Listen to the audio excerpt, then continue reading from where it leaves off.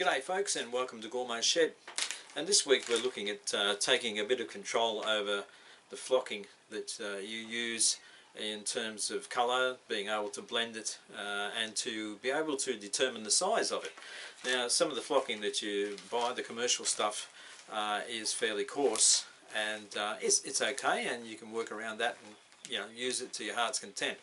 But some time ago I had a crack at making my own from foam rubber, and I coloured it up with some Brunswick green house paint that I had, and ground it all down and whatever, and at the end of the day it's quite chunky. It tends to clump together, and I'm just not 100% happy with the colour of it. But that's that's down to me, and I could have blended the green with, say, some white or yellow to soften it, or to change the tone and look more lifelike. But anyway, that's another story. But what you can do to control the size and even the blend of your flocking is get one of these coffee grinders.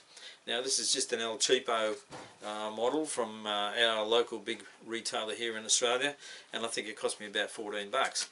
And you just take the lid off and you whack the, well, supposedly coffee beans inside, push the lid on, push the button, and away she goes.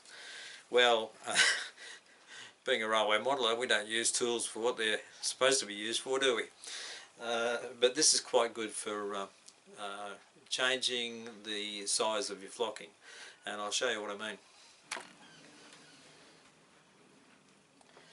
Right folks, we'll just take the lid off and get some of this chunky style flocking, Gormo's brand, and I'll put some of that in there. Whack the lid on, and we'll give it a burl.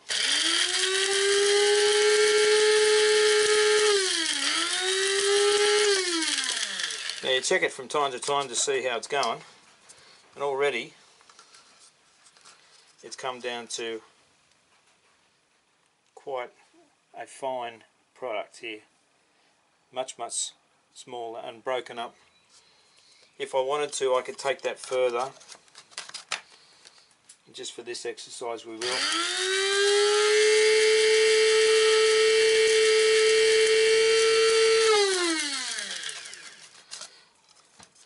And that's a bit finer than it was. It's almost powder-like now. So it's really changed the composition of this homemade stuff. So it's gone from this one, if you can see that, that's in chunks, to this in just a matter of seconds, folks. Now,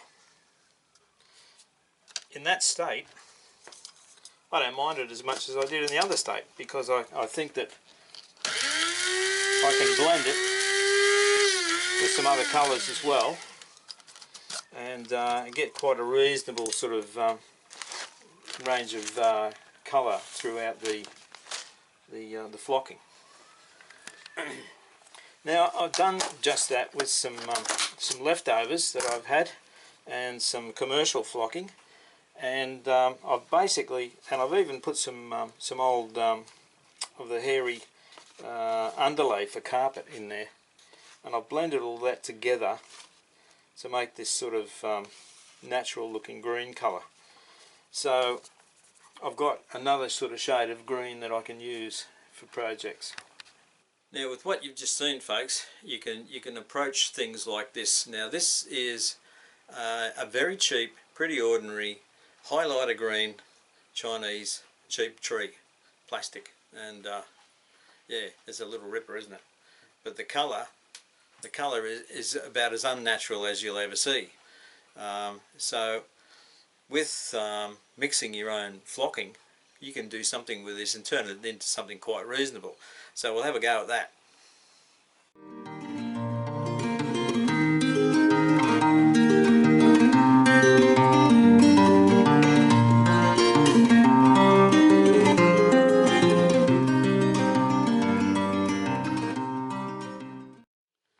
So there we are, folks, and there's a couple of others I've done as well.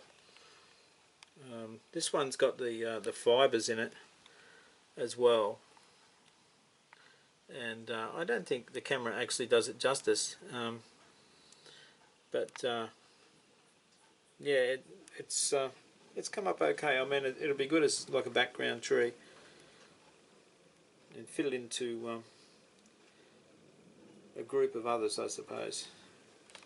And here on the railway it looks even better, I think. Obviously we'll have to cut the trunk down, but yeah, it tends to blend in reasonably well with the other trees there. Just as a matter of interest, folks, and on the same subject, I've taken one of these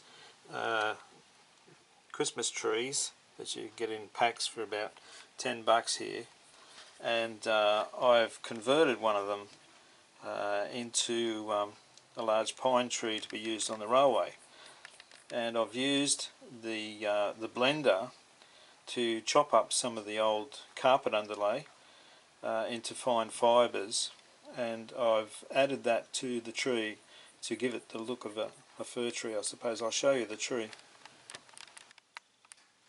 So this is exactly the same style of tree that I showed you, the Christmas one, and I've got onto it with a wire brush and brushed all the branches downwards, which took a lot of the snow off at the same time, and I've gone over the tips with a light brown paint, and then I've used the hairspray and the very fine fibres that I chopped up in the blender to add to the tree to give it this effect. And of course I've put that's the trunk off my old plum tree up the back. I've used that, so that's how it's come up, and I think it's not too bad. So you can start creating your own modelling products with a blender.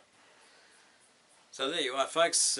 It opens up a few more possibilities when you can take control over the size of these modelling products.